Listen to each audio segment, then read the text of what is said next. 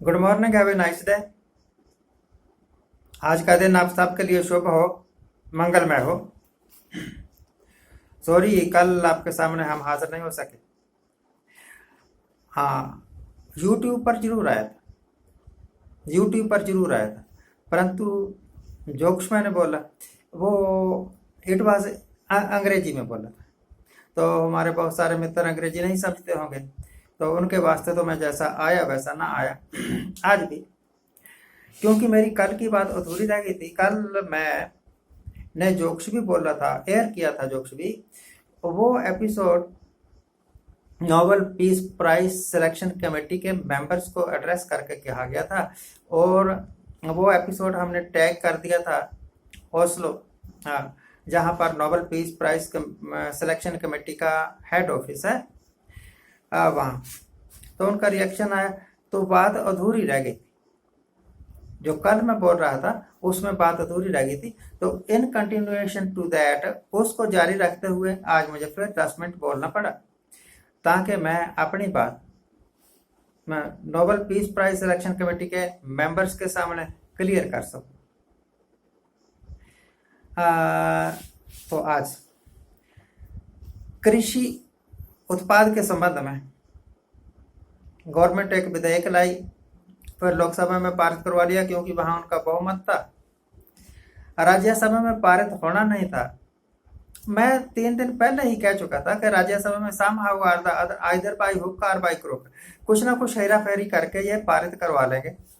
तो हेरा फेरी ये की गई कि राज्यसभा में झगड़े का माहौल बना दिया। एक दूसरे पर कुर्सियां उठा के मारने शुरू कर दो, एक दूसरे के ऊपर माइक फेंकने शुरू कर दो, कागज पाड़ने शुरू कर दो, तो नेचुरली माहौल खराब हो गया ना।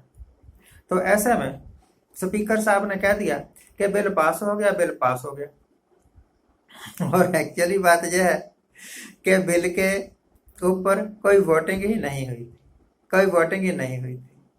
तो ये जो बिल पास हुआ है, किसान भाइयों, ये आपके साथ सबसे बड़ा धोखा है। क्या ऐसा हो सकता है कि हिंदुस्तान एक बहुत बड़ा मुल्क है, यहाँ पर बहुत सारे लोग किसानी करते हैं, लाखों में नहीं करोड़ों की तादाद में किसानी करते हैं। क्या ऐसा हो सकता है कि सारे सारे के सारे किसान ही डफर हों, सारे के सारे किसान ही बेअकल हों, उनको अकल ही ना हो, उनके अंदर दिमाग ही ना हो, वो सोच ही ना सकते हो कि उनके वास्ते क्या अच्छा है और क्या बुरा है? मुझे लगता है कि ऐसा नहीं हो सकता। अगर किसी बहुत बड़े सेठ के पास बहुत बड़ा दिमाग हो तो उसे यह समझना नहीं चाहिए कि किसी किसान के पास, किसी मजदूर के पास, किसी दिहाड़ीदार के पास दिमाग ही है नहीं।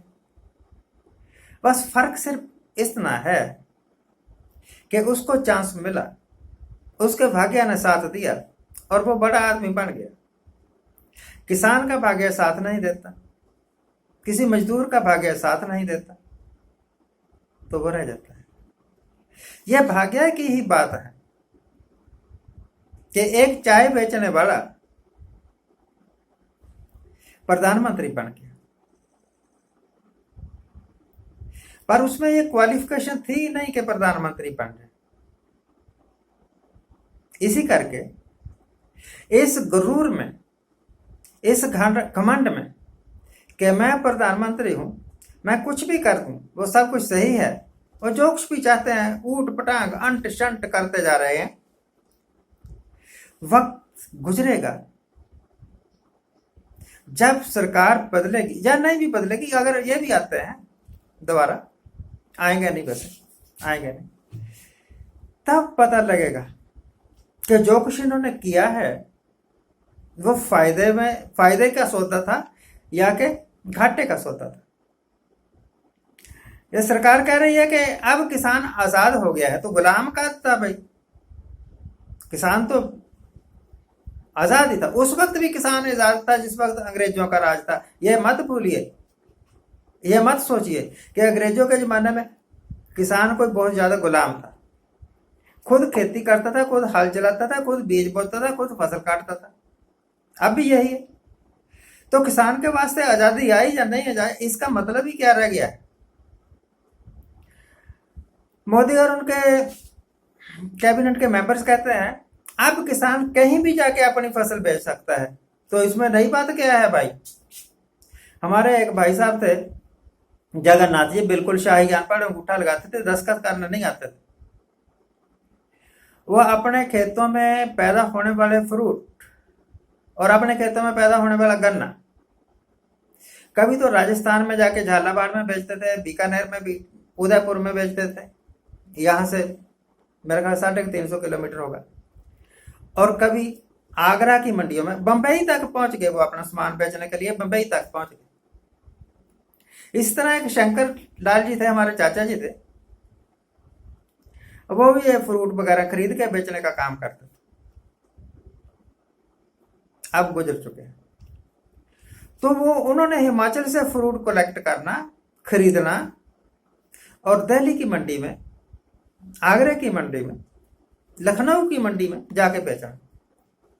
वो इतने मशहूर आदमी थे कि दिल्ली के, आगरे के, क्या बोलते हैं, लखनऊ के जो आड़ती थे ना, मुस्लिम आड़ती वगैरह, वो उनके पास 3-3, 4-4 दिन आके रहा करते थे, कहा करते थे कि शंकर दास जी आप हमारे पास ही सामान बेचा करो अपना। तो उस वक्त, ये 20 साल पहले की बात, उस वक्त क्या हमें आजादी नहीं थी कि हम कहीं भी जाके अपना माल बेच दें। ये तो एक बिल्कुल सरासर झूठ बकवास बात है कि जब सरकार कहती है कि अब किसान आजाद हो गया है, अब कहीं भी अपना माल बेच सकता है। देखिए इस वक्त जो गवर्नमेंट ने मक्की का भाव निकाल रखा है ना, वो लगभग 1800 रुपए क्विंटल है, और बाजार में जाकर बेचो। मेरे पड़ोसियों देवर टेलिंग भी बता रहे थे कि उन्होंने अपनी मक्की जिस वक्त वो ले गए ना, होशियार, हमें ना नजदीक मंडी पड़ती है होशियारपुर, हिमाचल में कोई अनाज मंडी है नहीं, तो उनकी मक्की जो है ना 650 रुपए प्रति क्विंटल बिकी, 650 रुपए क्विंटल गिल्ली थी, सूख जाएगी, 30% सूख जाना है। तो जब 30% सुखाने के बाद जितने भी फसल रहेगी कितने की बिक जाएगी। अब 30% इसका पैसा बढ़ा दो, 600 का 30% बढ़ा दो तो 1000 रुपया क्विंटल बिकेगी। अगर एमएसपी पर बिकता माल तो हमें 1800 रुपये क्विंटल मिलते कम से कम, पर नहीं बिका। सरकार कहती है आप खुद बेच लो जहां मर्जी। आज कुछ नहीं होगा, आज आपको दिखेगा नहीं, सरकार देखना चाहती नहीं, उसका तो एम ही है ना कि सब कुछ प्राइवेट हाथों में दे दो, लालाओं की सरकार आ जाए। आज से 4-5 साल बाद जिस वक्त पूरा मार्केट का कंट्रोल लाला लोगों के हाथों में हो जाएगा, मिलियनर्स, करोड़पति, अरबपति मंडियों पर छा जाएंगे, उस वक्त जब किसान की फसल के बेचने का टाइम होगा उस वक्त कीमतें गिर जाएंगी। 800 रुपए क्विंटल, 1000 रुपए क्विंटल माल बिका करेंगे, और बड़े बड़े लाला लोग कम कीमतों पर माल खरीद के स्टोर कर लेंगे। इनके पास स्टोरेज की बहुत बड़ी सुविधा है, और ये जो वेयर हाउसेस हैं सरकार के, इनमें भी तो उल्लू ही बोलने हैं। सरकार के वेयर हाउसेस में ही अपना सामान रखें कि सरकार को किराया दे देंगे 25 पैसे प्रति बोरी, ऐसा ही होता है। और जब ऑफ सीजन हो जाएगा, किसानों के पास बेचने के लिए कुछ रहेगा नहीं, उस वक्त यही 1000 रुपए क्विंटल खरीदा हुआ अनाज 3000 रुपए क्विंटल वो बेच सकेंगे। तो उनके वास्ते तो 2000-2500 रुपए क्विंटल भी प्रॉफिट हो सकता है। दोस्तों, सरकार आपके साथ बहुत बड़ा धोखा कर रही है, आपकी आंखों में धूल झोंक रही है। श्रीमती इंदिरा गांधी को ये वेयर हाउस बनाओ, warehouse corporation of India है हमारी सरकार के गोदाम है, स्टेट वेयर हाउसिंग कॉर्पोरेशन से अलग अलग सरकारों की, उनका हमारे पास बहुत कैपेसिटी है कि हम बहुत सारा अनाज रख सकते हैं। पहले तो उन्होंने वेयर हाउसिंग कॉर्पोरेशन बनाई, अलग अलग स्थानों पर बहुत बड़े बड़े स्टोर बनाए जिनमें अनाज रखा जा सकता था, और फिर सरकार ने यह स्कीम चलाई कि किसानों को लाभ देने के लिए सरकार ही एक निश्चित कीमत पर अनाज खरीदेगी।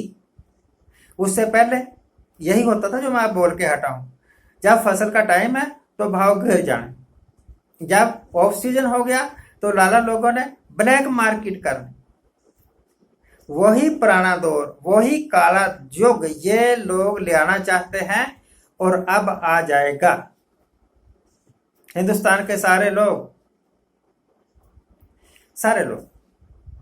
आज चुप हैं। वो सोचते हैं कि मोदी साहब जो कुछ कर रहे हैं वो ठीक कर रहे हैं, गवर्नमेंट जो कुछ भी कर रही है वो ठीक कर रही है, परंतु पता तब लगेगा जिस वक्त आपकी चीज का दाम नहीं मिलेगा, और जब आप खरीदने जाएंगे तो वही चीज आपको 5 गुना ज्यादा कीमत पर मिलेगी।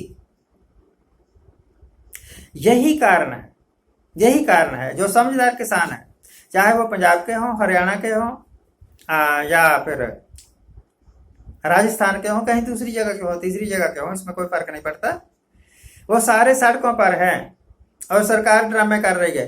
अपने 200-400 आदमी बुलाए और उनसे नारे लगवा लिए, उनसे अपने गले में मालाएं डलवा ली, उन्होंने लड्डू पेश कर दिया और एक लड्डू भी खा लिया मंत्री जी ने, और टीवी वालों को यह बता दिया कि देखिए ये लोग एग्रीकल्चर बिल के समर्थन में रैलियां कर रहे हैं। हमें क्या पता रैलियां कर रहे हैं या आपने उनको पैसे देकर बुलाया है। आज के लिए इतना ही। आज जिनका जन्मदिन है उनको हैप्पी बर्थडे, आज जिनकी मैरिज एनिवर्सरी है उनको बहुत बहुत शुभकामनाएं। चलते सॉरी सर भाइयों, आज थोड़ा मैं 2 मिनट ज़्यादा ले गया। आगे के लिए ध्यान रखें। Thank you very much. अपने हितों के बारे में सोचा करिए, अपने हितों के बारे में आपके अलावा कोई नहीं सोचेगा।